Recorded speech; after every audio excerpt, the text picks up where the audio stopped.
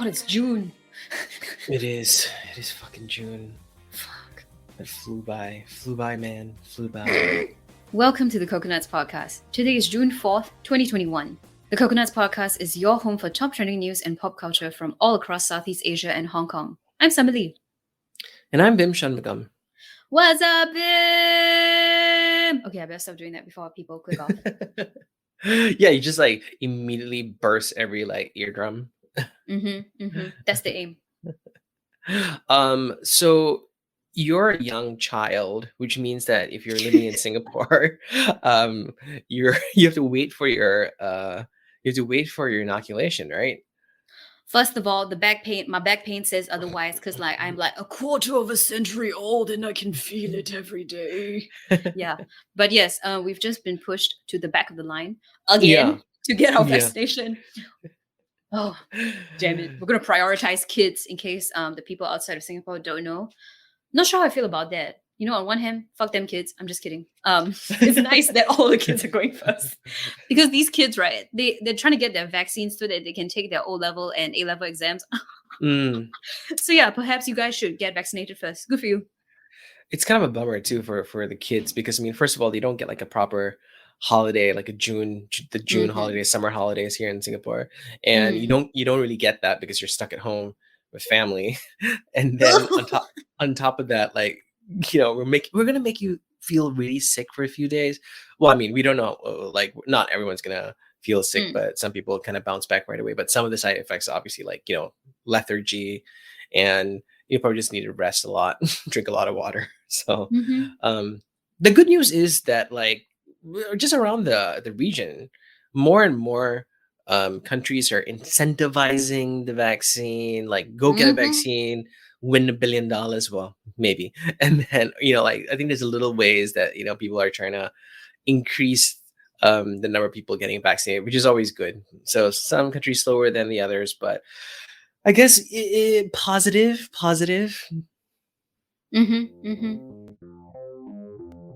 Advertise with our in-house agency Grove. Fast, funny, digital. Join forces with us to slay buzzwords, rise above the noise, and sow the seeds of something great. Get in touch via coconuts.co/grove. And our top stories for the week.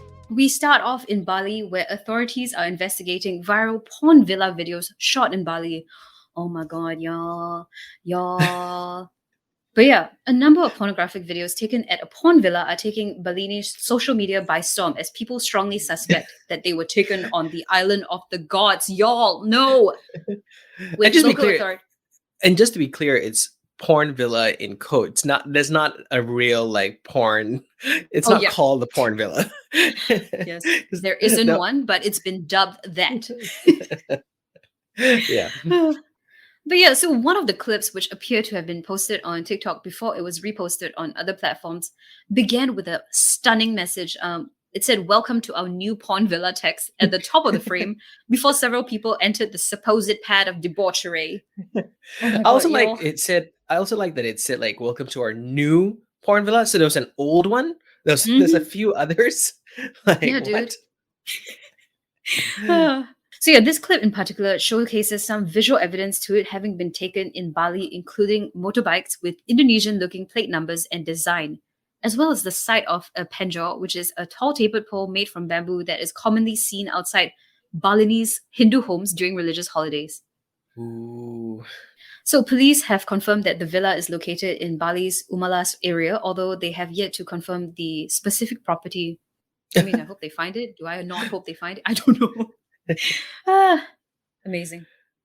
Yeah, it's so funny. Like, I mean, I guess, you know, that's one way of making money. But I mean, like, I would say get a room, but damn, get you a room that is kind of, you know, that abides by the rules, I would say. They got a whole villa. But anyway, like, some of the I guess, like, controversial parts of this video going out is because some of the terms attached were like foursome, sex party, and apparently I think the issue here also that it might have involved like an Indonesian woman, and that's why I think like it's gone a little like it's become like kind of serious. So not to say that like foreigners can't go wild and be punished as well. So let's see how this one pans out. Oh Lord. Well, we go to Thailand where I mean this is just like why? Just why? Mm-mm. Serbia has apologized to Thailand after one of its players in a volleyball game where Serbia was playing Thailand made a racist gesture. I mean, this is many layers. First of all, one of the players, the Serbian player in question, her name is Sanja Djordjevic, and basically she did the two fingers to the side of the face to make a Mm-mm. slanty eyes gesture to mock a poor Thai player's failure to score a point. First of all, that in itself is disgusting. And why? Mm-hmm. And even when it comes to like sportsmanship, why are you mocking someone at their lowest? But that's one part of it. The other stuff to unpack is that the Serbian Volleyball Federation came out and basically said, "Oh, we apologize sincerely to Thailand and all the people of Thailand, but we don't want to blow this out of proportion. Mm-mm. Sanja made a mistake and apologized to everyone, and basically was like trying to get her team to play defense, and she didn't mean any disrespect." I mean, it goes on where the Serbian team or the Serbian Federation says, "Oh, it was all a simple misunderstanding, and it was a friendly atmosphere between everyone." I'm like, dude, like you did not read the room. Mm-hmm. you, no one read the room, and it's just ridiculous because this precedent before this, the whole team made the same racist slanty eye gesture once they found out they were going to Japan for the Olympics. And this was like posted on the federation's like main official photo. Like it's there. So basically this is another, I mean, it's just bullshit. First of all, it's another situation of like, more Asian hate, more Mm-hmm. Asian racism, and Serbia especially have been guilty of not doing the right things for so long. Like in football, Serbia actually like have some of the most racist fans, and the federation like always tries to cover up for them. Like some of the fans would like throw um, banana peels at African players who were visiting African players and making like monkey chants towards like um, those players. And it's just like I think it's just so ingrained in that culture. I'm not just Serbian culture, but probably Eastern European culture maybe. And I'm not saying it's everyone, but I mean it's just this is another just example of not understanding the severity of it, and this is just another kind of long line of incidents. And to be honest, like I feel they should be kicked the fuck out of the Mm-hmm. Olympics. That's actual action, and I hope they do. I hope they do. Facts. Over in Hong Kong, the MTR is to give away 500 annual passes with unlimited trips to incentivize jabs. Woo, woo, woo, woo. So, yes, 500 passes will be given away to vaccinated individuals to take unlimited subway trips for a year, becoming the latest company to dangle jab incentives in front of a Hong Kong public that will absolutely not say no to free stuff. It always makes me giggle when I hear the word jab. I feel like it's more commonly used like in Asia versus like elsewhere, because people will say like, "Oh, you're gonna get your vaccine shot," or "I'm gonna get vaxxed," or Mm-hmm. I guess if you're more like proper, you say, "Oh, I'm gonna get inoculated." You're But going to yeah, get inoculated. Okay, little boy. but jab is just so funny to me. But anyway, Mm-hmm. Maria, details of the handout are still being discussed, and using the calculation of 2 trips a day at a maximum fare of 27 Hong Kong dollars, that's like 350 USD for a full year. Each mm, pass is worth around 20,000 Hong Kong dollars, and that is like 2,580 USD. Damn. ooh, I know, right? But yeah, there are some limits because the freebies will not extend to airport express rides, journey to and from Lowu and Lok Ma Chau, and shuttle bus trips. mm, But then again, who the hell is taking an airport express ride? But okay. yeah, yeah. I was like, well, yeah, that's fine. So, yeah, I mean, another another way of incentivizing people, you know. So that's Absolutely. always And good. Yeah, and this comes after like property developers put up a flat worth nearly 11 million Hong Kong dollars. That is like 1.4 million USD as the grand prize of a lucky draw. And yeah, following that announcement, jab rates shot up. So damn, can we kind of do that in Singapore where housing is expensive as shit? Like I would get stabbed 47 times. Give me 47 jabs for a chance to win a house. Whoa, whoa, whoa! I don't think you can take that many, but fair enough. Yep, again, we are not the CDC. Do not listen to anything I say on this podcast.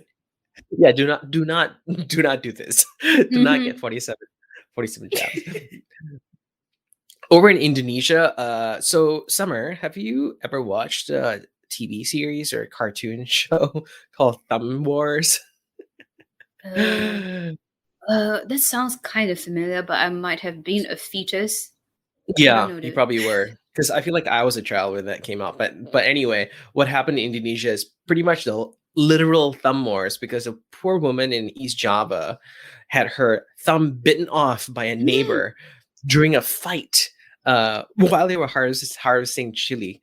So the incident took place in the Blitar Regency in East Java, where this lady in question, we'll call her RN, and the victim S, with a couple other people were farming chilies, harvesting. And Hmm. so the victim S told this lady RN that, oh, she should probably like go talk to the boss because you might not be paid if you're not exactly like registered or reported officially. So RN took offense to that, and then a scuffle, well, an argument kind of broke out, and then a scuffle, and in the midst of that, RN chomped right off S's thumb from her left hand. So obviously, like they were rushed. She was rushed to a hospital, actually a local clinic, and we're not sure whether the thumb was reattached. Hopefully, it was. But right now, obviously, RN is in a bunch of hot water with the authorities. She might be if convicted, um, face a maximum sentence of 5 years in prison. So I guess that's a thumbs down. Oh God, stop. Dude, as I sit here listening to you narrate this tale, I'm touching my actual thumb right now, and I'm like, the kind of teeth you should have, like you would have to be able to bite this clean off.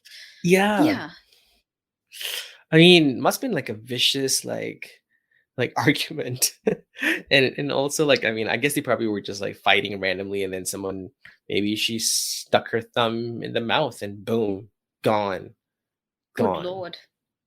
Over in KL, weather report. We've got a bout of purple rain because Malaysian fans deliver over 200 McDonald's BTS meals to healthcare workers and children. Oh, yes, in case you haven't heard, the K-pop group BTS had a collaboration with actual McDonald's to do a BTS meal. Hmm. And yeah, Malaysian fans of BTS have shown their appreciation to frontliners and children in hospitals with the coveted purple-themed McDonald's meals. And as of today, more than 200 meals have been delivered to various hospitals. And yeah, this donation drive is quite cute. It's led by a fan-backed initiative called the Purple Project. So dozens of meals actually arrived at the Sungai Buloh Hospital this past week. In a tweet from the Purple Project, they said, "Thank you so much, superheroes, for helping these children and dear kitties. Get well soon, okay?" Adorable. Hmm. This note was accompanied with 10 sets of Happy Meals and 32 sets of the burger meals to doctors, staff, patients of the child ward at Cheras Hospital. The fast food meal collaboration launched around the world on May 26th to long queues in celebration of the Idol's 8-year anniversary on June 13th. And yeah, it's a regular McDonald's meal featuring favorites like chicken nuggets, but with new sauces, sweet chili and Cajun Hmm. sauces. But like it was delayed in Singapore, so like the fans is mad. And then like I don't know, I'm just telling my Malaysian fans, if you could just resell these to Singaporeans right now, you would make a killing. Yeah, I can't believe that it's been 8 years since BTS came out. That's like even crazier to me. I feel like they just came out like a few years ago, like 2, 3 years ago, but they've been around actually for a long time. And look at the impact, like to have a collaboration with McDonald's. That's kind of nuts. Good for them. Well, BTS is going crazy because our next story is also about BTS. Oh damn. So the Pinoy BTS army this time have very cutely and sweetly adopted 8 humpback whales in the boy band's name. Um, so the BTS army in the Philippines adopted 8 humpback whales from the Bubayan Marine Corridor as part of a charity, or I guess like NGO, that will help to kind of research and conserve the habitats for these wholesome whales.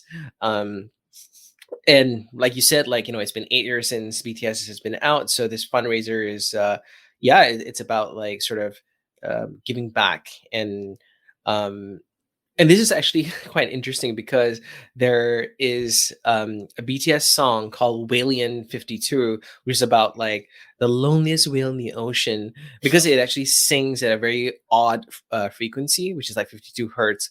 So whales have become like sort of a symbol of the fandom. And this is like, sort of the next step. So the whales obviously were all named after each BTS member, the 7 of them, and the 8th one was named after the fans. So yeah, BTS still going strong, worldwide phenomenon, biggest Woo-hoo. boy band in the world. And the army, as you mentioned, are for people who don't know, are called the adorable representatives, MC for youth. So very cute. Very, very cute. I love it. Woo. And over in Singapore, some nasty ass news. This SOTA teacher denies sexual misconduct allegations and plans to take legal action. And the first thing that comes to mind is again. I don't know. I don't know. It feels like we've said sexual misconduct quite a few times Yeah. on here. But yeah, the SOTA is the School of the Arts, and teacher Jason Lim has denied all sexual harassment accusations against him and plans to take legal action to clear his name.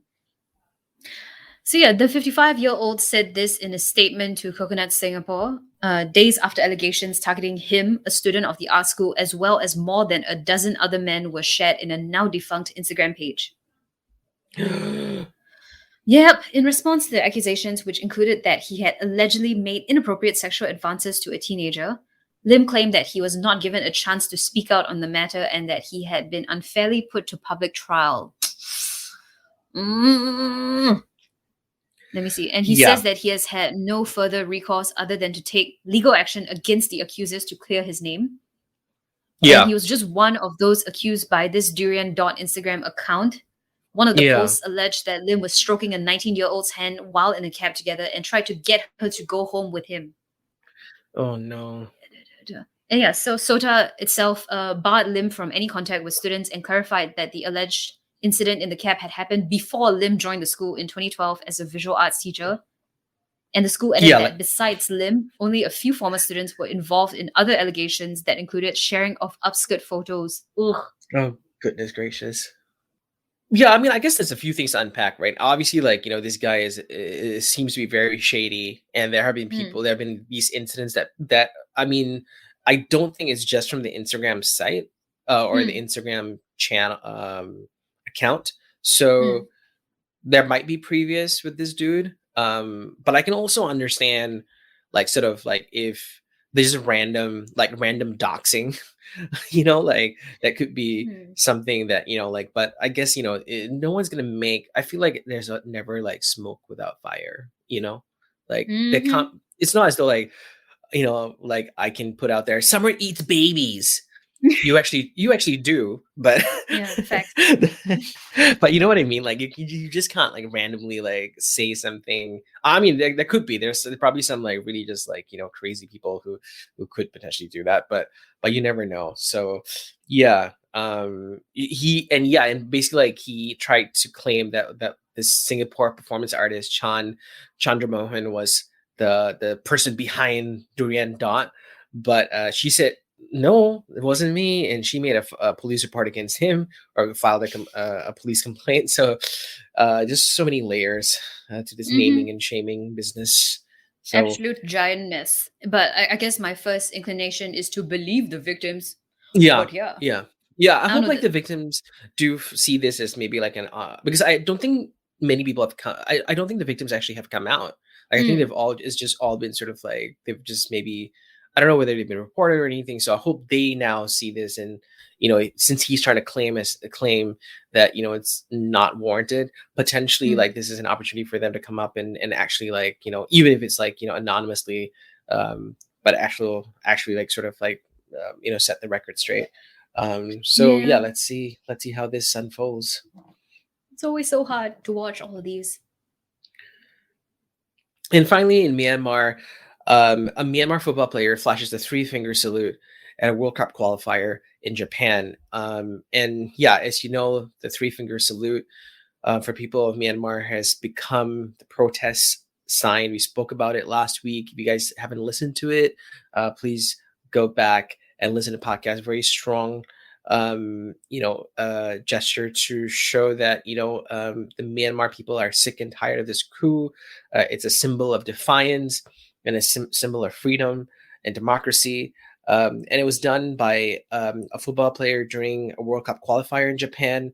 Unfortunately, Myanmar was thrashed by Japan 10-0, which is not a good look. But that's partly because most of their team couldn't play. They either boycotted the event, they weren't allowed to go. Some of them, and it's just another long line of making sure that people understand the plight that the Myanmar people are going through. On his fingers, written in English, as he put his three fingers up, were the words written in English: "We need justice."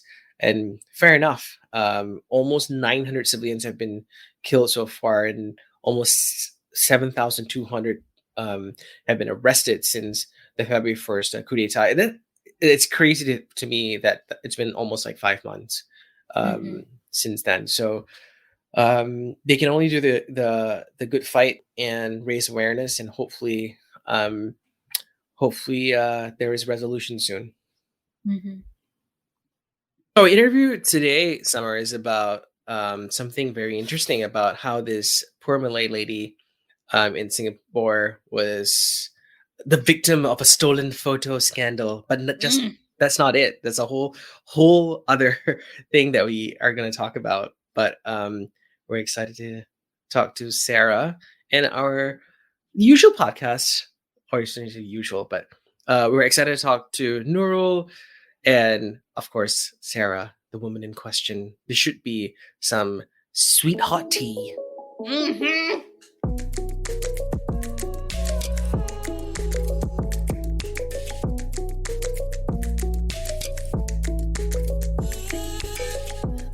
What's Hi, good? Nurul. No, bro. What's up? What's happening? Can you guys hear me? Yeah. Yes, you are very Yeah. clear. Okay, cool. Yes. Hi, Sarah. Hi, Hi. Sarah. Hello. Thanks so much for joining us today. Mm-hmm. No, thank you so much for having me and giving me the space to talk about this. Mm-hmm. Today's guest is Miss Sarah Bagarit in Singapore. So we are interviewing her today, or well, we're having a chat with her today to talk about the mess that happened last week. So there was this neighborhood in Singapore that had put up decorations for the Hari Raya celebration, which is something that the Muslims here celebrate. So they had actually stolen her wedding photo and used it as a prop, as a standee, as a prop at one of the neighborhoods as part of decoration for people to come and take photos with. So there were several issues with that because firstly, it was a wedding photo and had nothing to do with the Hari Raya celebration. And there was obviously a privacy issue going on because they had obviously not asked for permission to use that photo. And yeah, and Sarah will tell us everything in this conversation. Okay. Welcome, Sarah. Hi, thank you so much for having me. Tell us a bit more about yourself first before we go into and spill the tea on this mess. Tell us a bit more about yourself and like what you do and like the social causes that you are interested in. Yeah, sure. I'm Sarah. I am 30. I do communications for an international humanitarian aid organization. And I also run my own media platform called Crazy Cat, which is a media company and media platform that helps everyday women shine through through building empowered relationships with themselves and also others. And we do this through digital content, events, and also workshops. So yeah, that's a bit about myself and what I do. I'm also a mom. I have a toddler who's turning 2 in 2 weeks, actually. Yeah, and I think on top of that, like what sort of social issues I advocate for, I think one of them obviously is women's issues and issues that impact women, especially everyday women like you and I. And also for me, being an ethnic minority, born and bred in Singapore, that's definitely something that I advocate for as well, in terms of hoping for greater minority representation in media, as well as just generally everywhere in organizations and leadership. So yeah, just always pushing and advocating for greater diversity as well. That is a lot of things to do, man. Like, where do you find the time for all of this? I have a lot of support, I guess. I mean, having a full-time job, running a side hustle, a side business, and being a mom, I definitely won't be able to do it without great support from my husband, first and foremost, and also my family, my in-laws, my parents, who also help take care of my daughter when we're at work. So yeah, it is. I'm a work in progress. It's a work in progress. It's a lot, and just trying to figure out better time management, honestly. And then on top of that, something like this has to happen. So that's taken a lot of headspace, I guess, in the past week. Yeah, it's crazy. Like, how do you feel today, like after everything that's happened in the past few days? Honestly, still a lot. I think I thought I've processed most of it, and then the story develops and throws me off again, and there's something else to think about and process. Yeah, so I thought I'm better. I mean, I am generally better, but yeah, today's for some reason a bit more difficult as well. Oh no, we hope you feel better. Thank you. I think it's also because I'm an empath. I'm a highly sensitive person, so it's been a lot to kind of take in. I mean, again, I've taken this conversation public. I want it to be a public conversation. I've chosen for it to be a public conversation, but to see and read some of the comments that have been, gaslighting as well. While I have expected them, it's still definitely difficult to read. And I think there are others who have also picked up on the conversation and shared their perspective, their thoughts, and yeah, I've just been reading about it and trying to internalize all of it as well. Because I think like what people may have forgotten is that while yes, it is a public conversation, and also because I know that I have chosen to make it a public conversation, an opportunity to help educate the non-Malay Muslims about why this is wrong on so many levels. But I think people tend to forget that it's also happened to one person, or rather to me and my husband personally as well. So yeah. People forget to see that it's a human being involved here, someone with feelings and a lot of feelings, a mind. But I think we want to maybe take us back to like when you first found out about your wedding photo being used as a prop. Like, how did you discover that, and like how do you feel? Did you go down there and saw it in person? I did, actually. And like smash the place. I wanted to see it for myself. I did. So how I found out actually was through Instagram. So two of my friends on Instagram on the same day shared with me an Instagram story of their friend who happened to just take a video of it. I think she lives in Radin Mas or in the area and happened to pass by, and she posted on her Instagram story and asked, what has a bride and groom what do bride and groom have to do with Hari Raya? And then they recognize that even though, they've cut out our faces, my husband and I, but they recognize my friends recognized that that's my photo, a photo from our wedding. So they shared it with me, and yeah, when I saw it, I mean, I honestly, I didn't know what was more shocking, whether it was the fact that they've used our photo without our consent, and then on top of that, cut out our faces for other people to put their faces through and take photos of for like amusement and entertainment, or the fact that, yeah, this has nothing to do with Hari Raya, and, you know, thinking about how there's just that misappropriation as well, and that the people behind this just has a superficial understanding of my culture. And then to take a step back and realize that, you know, the people behind this is actually linked to the government because it is a government agency was, yeah, just really incredibly unsettling. Yeah. Then what did you do next?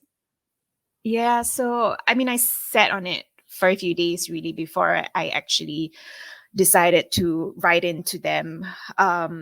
So I think I found out on like Tuesday or Wednesday last week. And then I spoke to my husband and we talked about it because again, it's not, you know, it's not just me. My husband's involved as well. So we talked about it. I spoke to my family about it in terms of what we should do. And, you know, for me, like at seeing it, this has impacted us in two ways. Firstly, as individuals, right? Our privacy and IP rights have been infringed. And secondly, as ethnic minorities in Singapore, because it's an identity that we share and that we have and we hold. So one of the things that we talked about was and reflected on honestly is why of all people this happened to us and to me personally, the very person who has been advocating for greater diversity, greater minority representation, and it must mean something, I think. So we thought, okay, I have this is something I talk about quite a bit on my personal Instagram as well. I've called out organizations or people who misappropriate our culture before. Just honestly, like I think it's about 2 or 3 weeks ago, I called out the Young Women Leadership Connection for a mentorship program that they're organizing and they have held annually. And the list of their mentors is, I think it's like a list of 20 or to 30 mentors, all women, but they're all Chinese except for one Indian woman. And to me, if you're an organization that wants to help push for more female leaders or to groom more female leaders in Singapore, then shouldn't that be representative of women in Singapore? And that includes not just Chinese women, but also, ethnic minorities as well. So this just happened like about 2 to 3 weeks ago, and I called that out. So it was just really interesting. Like a back to back. Yeah. First it was that, and now it's this. What else? What else, world? Of fate or whatever you call it, this happened to me because it could have been just anyone's photo. It could have been anyone's, but it's just our photo.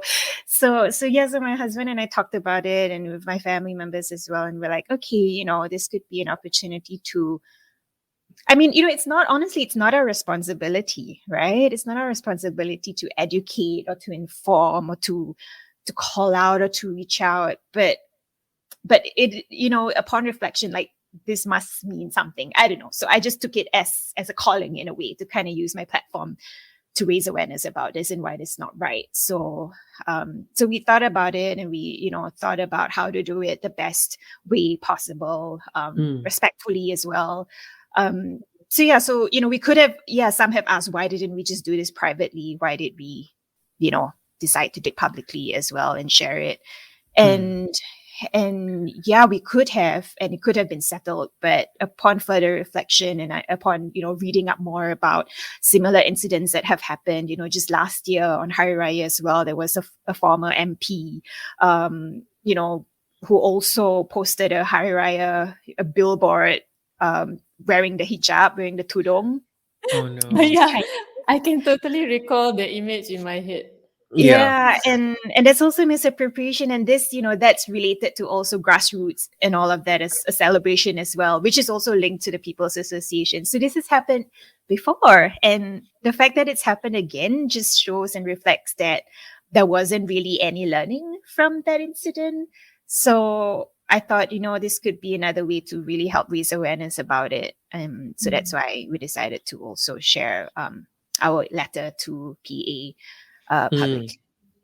Did you ever investigate like how your photo may have been leaked Yeah, because to them? they kind of blamed it, right? They kind of blamed it on The vendor, the third party the vendor. yeah, which is like so damn typical. I feel It was like in the second line of the statement. yeah, Like it's like he didn't even sorry, wait. Yeah. sorry, Yeah. but it's actually not us. Like it's like a sorry, but like here's like here's the scapegoat.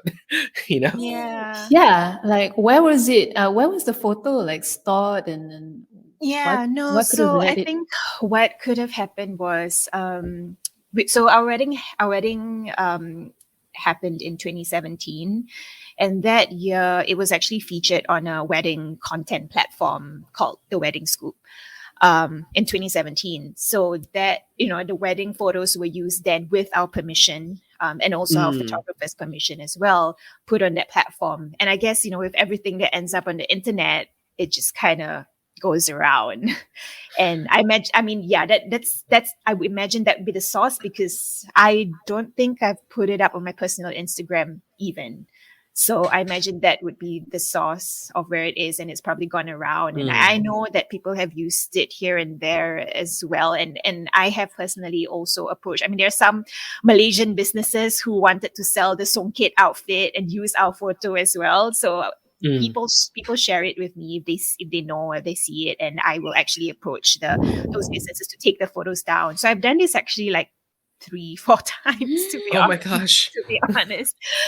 So again, right, this is a whole conversation about infringement of privacy and IP rights and all that. But I think just why this is even more serious, it's because it's a government agency that's done it. And yeah, they should have known better. Yeah, I mean, like it's what PA has been around for what, like 60 years. I mean, a long time, right? Like it's not like a new thing that like getting a photo or like an article or whatever like from somewhere else like is they have people who will vet things and like license things. So this is just like a try to pull a fast one, I think. But racial harmony is like supposed to be one of their top priorities, though. It's so damn bloody ironic.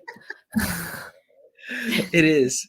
That's why it's like, oh my gosh, like are these the people that we've like put in charge of this, that you can't get a basic thing right, but I do agree with you, Sarah, like in the sense that like I think you mentioned that especially in like leadership positions in People's Association and just in general for a lot of these government entities, like there is there's a lack of diversity. There's a lack of like minorities that are being represented. And, I would hope that if there was like, someone who was Malay or Indian or Eurasian or of some other race that they would be able to highlight, the nuances of doing things, because they would be, firsthand would be able to sort of advise why you shouldn't be doing this. Like, for example, last year, I think it might have been last year, like remember when there were these real estate agents who like did this like Bollywood, I think they did a bunch. Yeah, the couple who dressed in traditional Indian clothing and started to do like a very failed version of a Bollywood dance. Yeah. Plus weird accents. And I think that happened again recently as well with, was it Shopback? No. And their advertisement with Bollywood. Yeah, it was Bollywood dance, and there weren't any Indians dancing. Oh my goodness. It's like to their whatever they were advertising. But there's a common theme here, right? The fact that like there's so many times where like the minority, those in the minority are being used as props, like even whether it's like as a clothing to sell like real estate, like those real estate agents, or like this Shopback ad, they're using this like the Indian culture as a prop to create that ad. And then now with Sarah's case, like her life is being used as a prop for this. I don't know. Am I the only one who's noticing this? Y'all, how about the brown face ePay ad, y'all? Yeah. Yeah. Yeah. Yeah, there's always that hijab person to Like the token, right? Like the token. Yeah. Yeah. But But I you think know what? Like I speculate that the vendor who did the research for this Hari Raya decoration probably just Googled Malay Singaporean, like keyed in Malay No. Singaporean on Google, because like actually one of the first things that came out is a photo of a Malay wedding. No, I think so. When I actually saw like Alfian Saad, give quite a nice and commentary and honestly comic relief about this whole thing, and just really analyze the whole thing, not just the use of our photos, but also the stage, the use of the whole kampong style, the coconut tree, all of it, and it's all also very green as well, just to symbolize, I guess, to them what Hari Raya is. So that made me realize, oh my goodness, could it be because my husband and I were wearing a green Songket outfit? Possibly. So then I googled Malay green costume, and I kid you not, you'll do it now and you'll find that image there. So who Your knows? photo comes up. Yeah, search Malay green costume and you'll see it. oh no. Third result can confirm. No. Yeah, so I mean, I don't know. It's just all of it is just it just whatever it is, it just highlights a superficial understanding of the Yeah. Malay Muslim culture, and what Hari Raya means to us, or Idul Fitri means to us, and the celebration in itself. Yeah. What do you think? I mean, I don't know, like, obviously, like, ask you like a loaded question, but like, what do you think, like, they, and like, just in general, like, people should be doing to sort of like get to know, to stop making these like stupid mistakes? And personally, I don't think they were mistakes. I think people just were Lazy. yeah, just lazy, or I mean, just to rewind a little bit and go off tangent a little bit. I think like just in general, like in Singapore, racial stereotypes have, we've used racial stereotypes to be comical, like for so long. Like for example, Gurmit Singh, like playing Phua Chikang, or you have Michelle Yeoh playing every like stereotype there is, and no one frowning upon that, as we grew up. And I think like it's so ingrained that certain things are a certain way. And I mean, this applies to all races, that we just think that it's not that is acceptable, or that oh yeah, that's just a funny thing, don't worry about it, it's not a big deal. People have been silenced, they've been forced to like think a certain way, so like I think it's one of those things where we're like conditioned to be quiet when these things happen. Yeah. But I think a lot of people don't want to be quiet anymore. I mean, like just with this incident, it got so much attention, whether bad or not. But maybe Sarah, you want to tell us a bit more about like the reaction that stood out to you the most, whether bad or good, how it affected you. Yeah. So honestly, I didn't think it would have gotten the kind of attention that it did. I mean, firstly, I think the most glaring thing was the fact that our faces were cut out and it was used without our permission. The photo was used without permission, and that's why it's so glaring, and that became viral. And also the fact that it's a government agency that did that, right? And then there's a secondary issue of how it's a misappropriation of the Malay culture. So I guess that's why it did get the attention that it did. But one of the things, I mean, going into it, sharing it publicly, I knew that if it did go viral, or if there was a chance that it would, that I told myself that I wouldn't read the comments because I know how these, Facebook comments or Instagram comments can be. So I actually kind of zoned out of social media for that whole weekend, to be honest. And didn't really look into it. And my husband knows me really well and knows how I would react to these things. So he read some of these comments and he asked if I did. And I said, nope, I haven't. And he said, you know what, you shouldn't.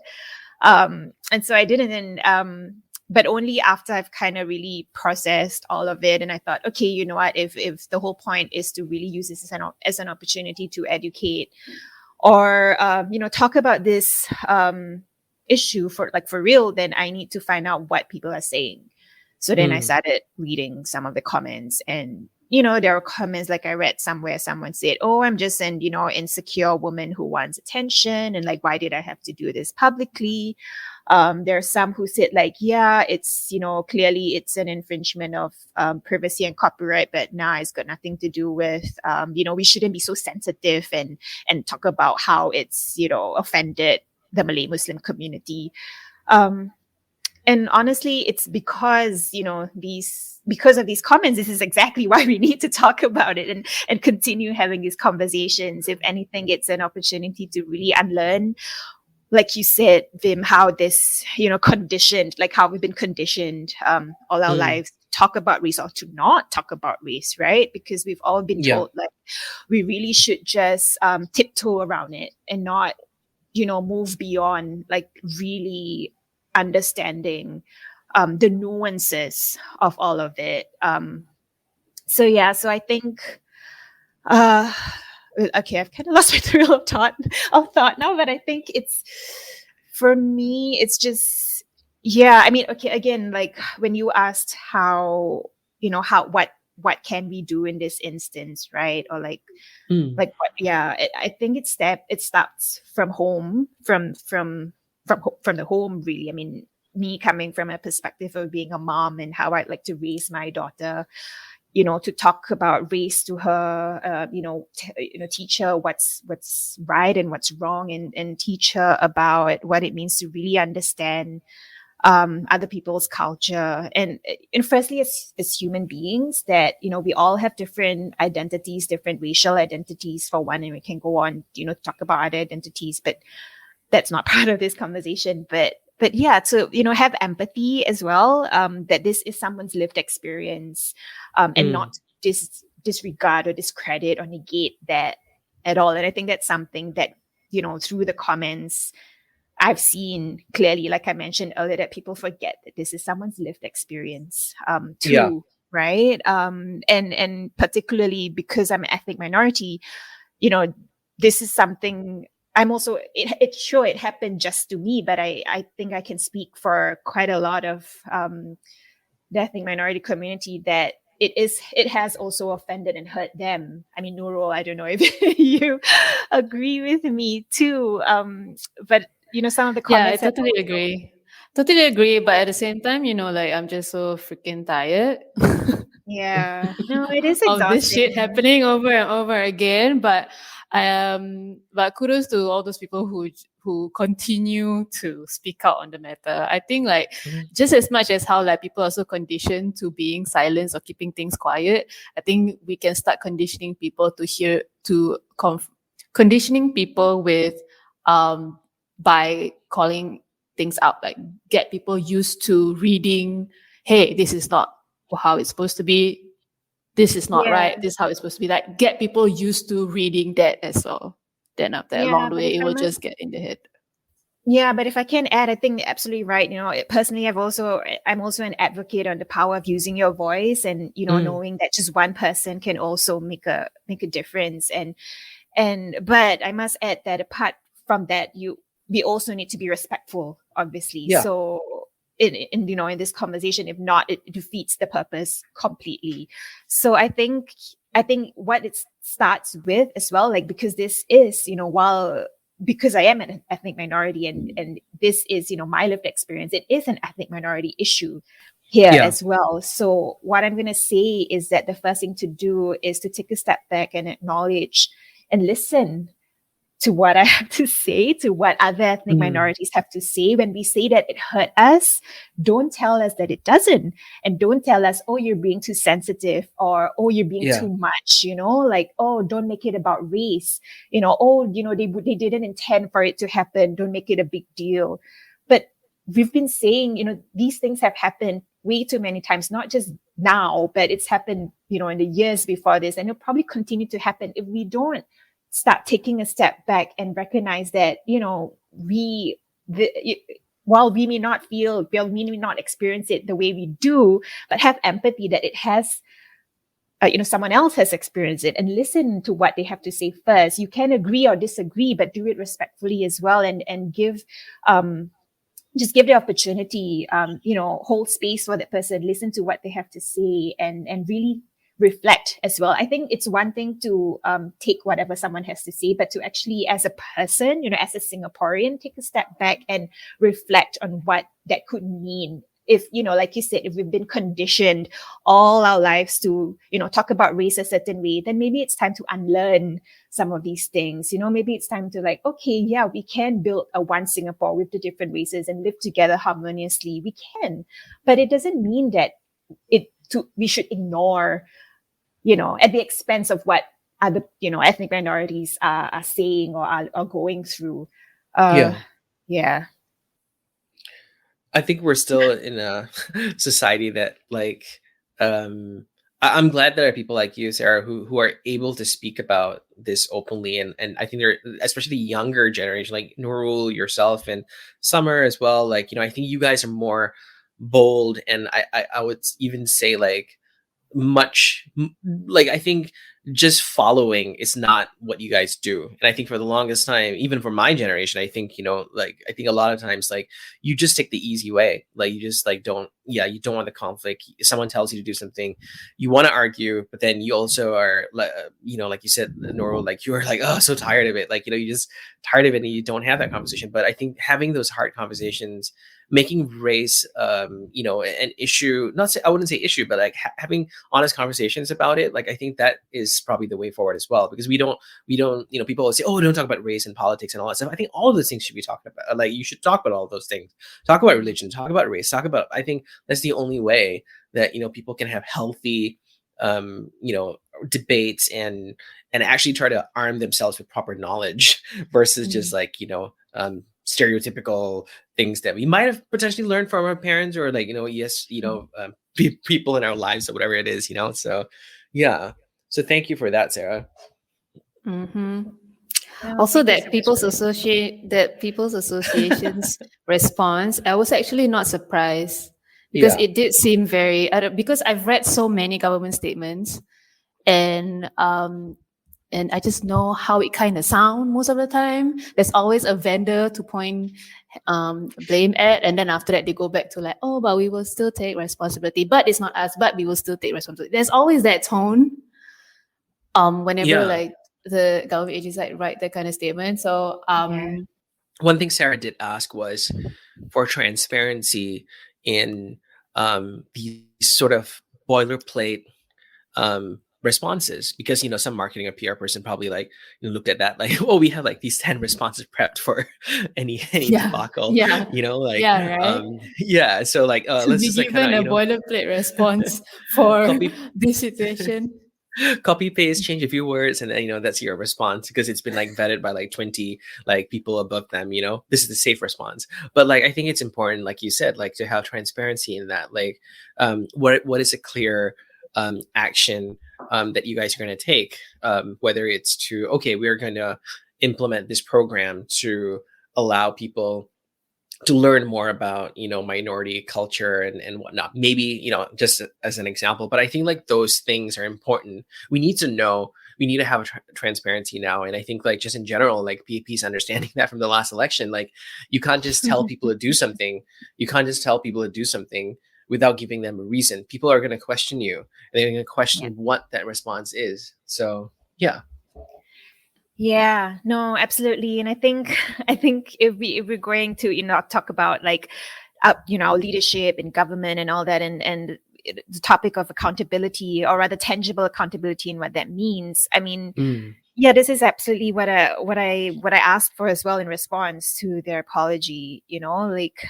It's just not good enough to say we'll be doing this without sharing exactly what the steps are, what the steps you'll be taking, and also like what are the policies in place now, and like how did it fail, and have and again, like it needs to be a public conversation, because we are the stakeholders. The Singaporeans are stakeholders in what the PA is trying to achieve. We are a part of it as well. And that's why I think it needs to be transparent for all of us to know, because we need to have that confidence that in their ability to do what they've been set out to do, really, which clearly this incident has reflected that there are lapses. So, are they reflecting on how they're gonna fix it, or whatever it is? I think there's now public investment in wanting in knowing it as well. Yeah, absolutely. This has happened like so many times, and sometimes I wonder whether do people really care, and is that lack of caring causing this to happen again and again? I mean, People's Association gets a lot of budget. I mean, just this year they were promised, like they were said, like the government says, like $796 million for People's Association. Even this was like questioned in Parliament. So like, to have that massive amount of budget going into things, I don't even know what the hell they're doing with it. Or, like, we know that they run community centers, organize like activities for senior citizens. Apparently that's like part of their racial harmony program. On top of that, like, what else? Like this small thing, like you just need like 1-2 days to like research, maybe like speak to a few people, go down to Radin Mas area and like speak to the residents and find out like what's going on, how's this Hari Raya thing going on, like how do you guys celebrate? Just, it doesn't take a lot really to, like, we're not like asking you to write an essay on what Malay culture is all about. It's just we just want you to at least get it right. Yeah, and honestly, this also made me think about the fact that it just so happened that it was my picture and I'm someone who decided to really talk about it. But I wonder if this has happened before, and not just to the Malay Muslim community, but other ethnic minority communities, to the Indians, maybe, who knows, but yeah, so it's shocking, it's disappointing as well. And I think for me, in my reflection, it's been really hurtful. And yeah, I think a lot of people are like, thinking, okay, yeah, like this just happened to one person, and one person cannot fix anything. And I'm here to say that I'm not going to fix anything. But if there's something that has what has transpired after what I shared on Instagram, it clearly a lot of people are invested in this too, and it has echoed what I our experiences and our reflection on it as well. So I think it shouldn't be ignored, and it's not just me anymore. It's not just one person or my husband or just two of us anymore. It's a lot of people who have also lent their voice to this incident. So yeah. No, that I think it's important, and I think, like, the fact that you do have like a strong platform, and that you weren't quiet about it, because it could have been so easy for you to be like, I just don't want this like hassle, and like just let this slide. Yeah, like talk to PA privately and it's like done. But it's brave that you did, and I think, like, I hope more and more people come out, and not just with PA but just in general, like like there's whatever, it doesn't even have to be government entities, like it can be anything, that they have felt like they've, on some level, they've been sort of taken for granted and taken advantage of in a way. So and more than that, like, it's that their culture, their religion, race hasn't been respected in the way that they would have liked it to be. And I think I hope this conversation continues, and come back, Sarah, when when there's some resolution, or like if PA comes out to you and like hopefully like like gives you like more info and transparency. Have they like has anyone like spoken to you directly, like from them, or like after my apology? Sorry, after their apology and my reply to that? Yeah. No, not yet. Okay. Let's hope they do. They probably have like 20 people in a room, like like with all the bosses like statements. Yeah, we need to make sure statements. National Day already. Every word needs to be precise. Someone's like, oh, we don't have like a preset like response for this. What is this? What do we do? What do we do? Yeah, no, we'll see. Be empathetic and respectful. That's what you should do. So Don't be But anyway, lazy. That's what you should do. Don't be lazy. Do your yeah. research.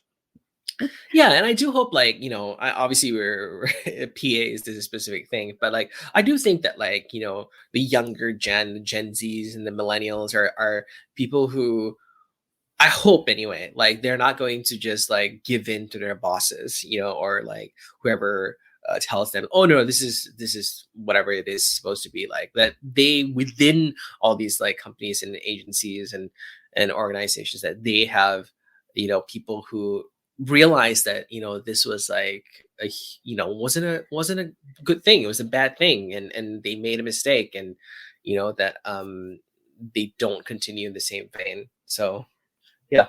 Yeah. And that's the tea. Absolutely. That's the tea, indeed. Thank you, Sarah. Thank you so much for coming on.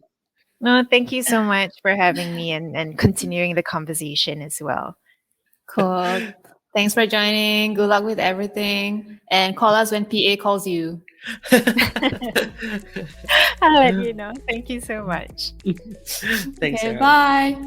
Bye. Bye.